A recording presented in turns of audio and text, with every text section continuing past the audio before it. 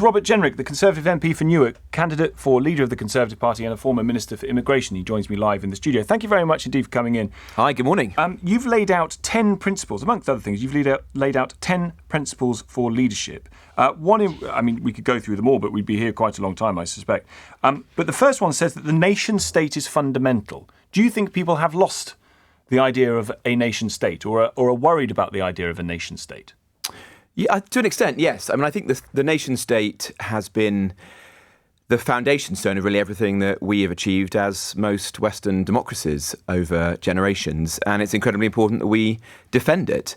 And whether that was our decision to leave the European Union or how we approach international organisations in the years ahead or securing our borders, it's important that we keep remembering that Parliament is sovereign, that we defend our country, its borders, our identity. I think that's what the public want us to do. As part of that, what do you think the role is then for supranational bodies, things like the ECHR? Because some of your Conservative colleagues have said now is the time to leave the ECHR.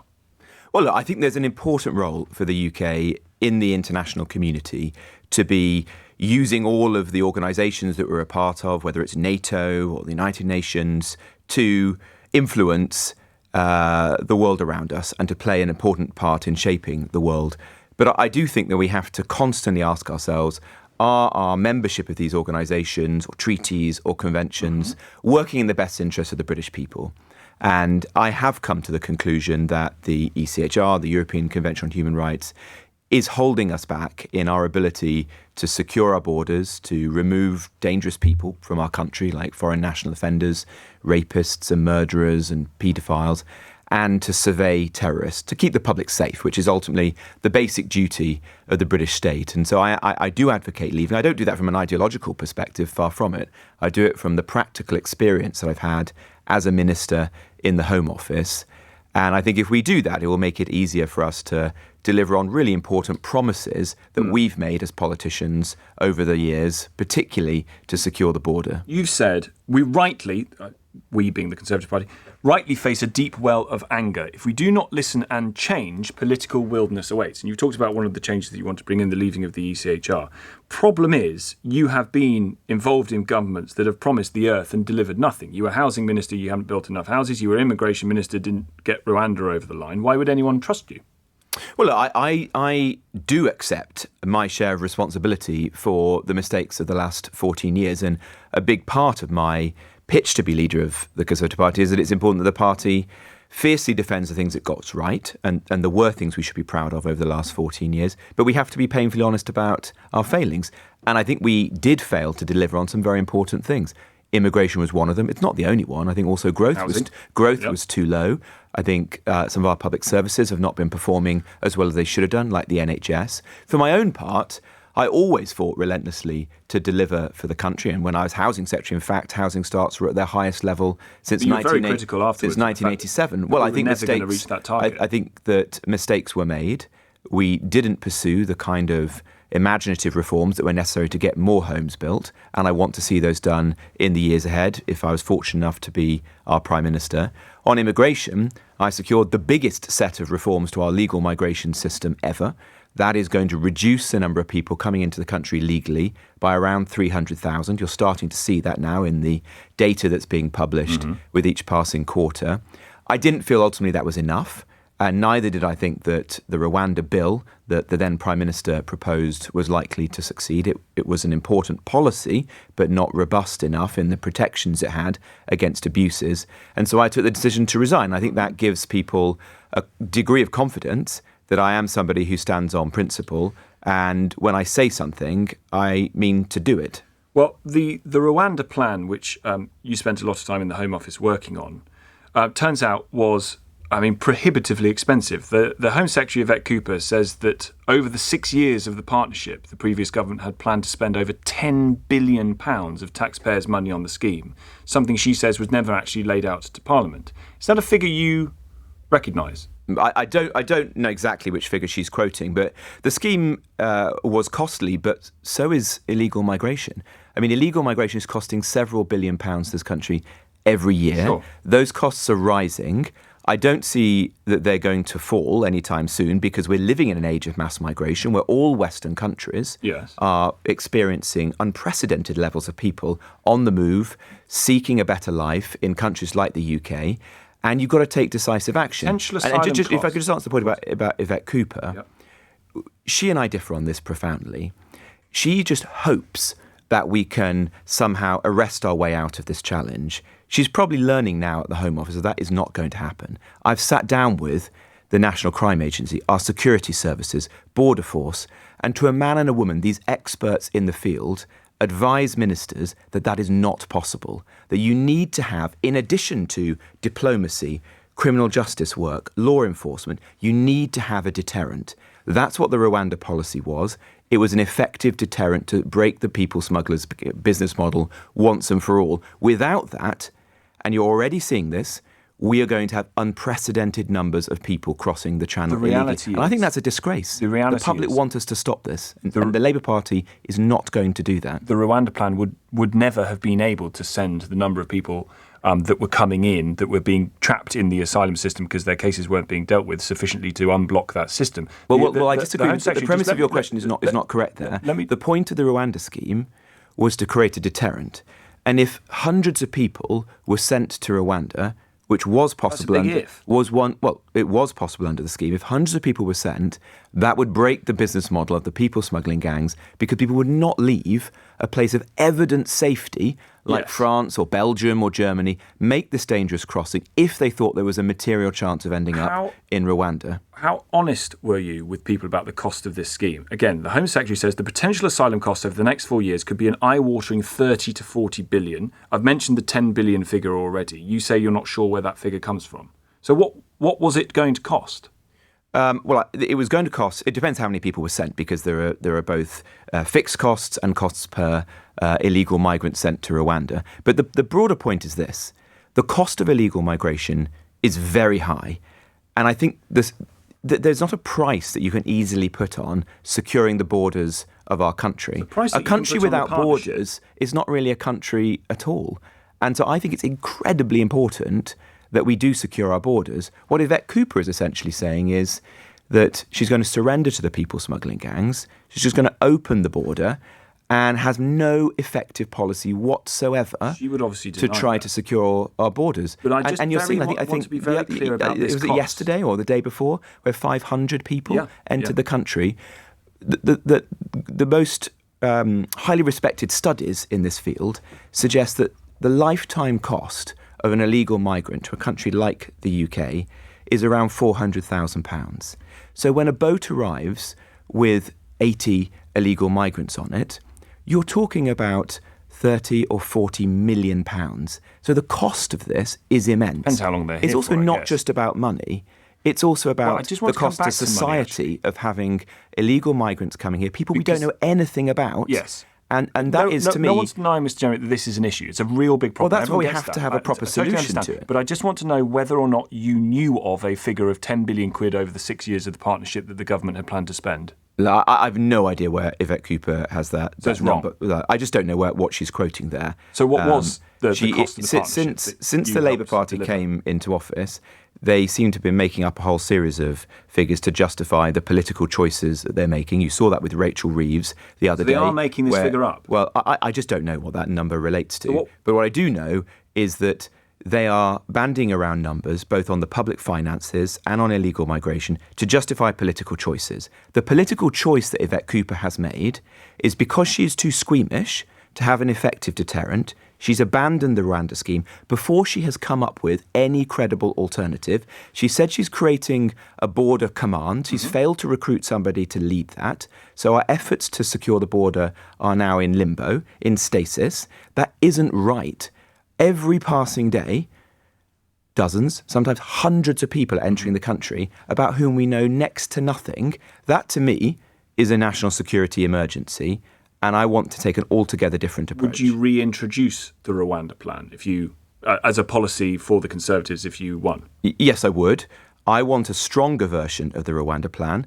That's what I proposed at the turn of the year, one which would enable us to detain people upon arrival and then remove them within hours or days rather than weeks and months. I believe that's possible. It would have been possible if the government at the time had accepted the amendments that I put down with around 60 other Conservative MPs. That would enable us to finally make our promise, keep our promise to the British public to secure our border. So, coming back to what you said around the 10 principles, we rightly face a deep well of anger if we do not listen and change political wilderness awaits. The change you bring is the same. You want the Rwanda plan back. You want to leave the ECHR, both of which were these are all proposed. This is the same thing. No, this Tom, is the same politics that lost you the election that's catastrophically. No, neither of the things you just said are true. The policy that I'm proposing on Rwanda is a significantly more robust one than the one that was proposed by the last government. That's why I resigned from the cabinet. I didn't take that decision lightly. I did it on a matter of principle, a deep-held principle, that I did not want to be just another minister that made a promise on an issue of such importance as immigration and then ultimately broke it. I don't want my party to be one that keeps making and breaking promises. So my policy on illegal migration is significantly stronger than the one that was developed in the recent past. And on legal migration, I've been very clear. I want us to set in Parliament a cap on legal migration in the tens of thousands, one that is set by Parliament so the public can have 100% certainty that it's going to happen. And I say that because I worry that the number of people coming into our country, and of course we need migration, but the number is so great that it's placing immense pressure on housing, on public services, and on community cohesion. Talking of community cohesion, I want to ask you about the riots that we saw very quickly. Yes. Many tried to link that unrest to people's concerns over illegal immigration. Do you think that was true? Do you sympathise with anyone involved in that unrest, that they haven't been listened to for many years about migration?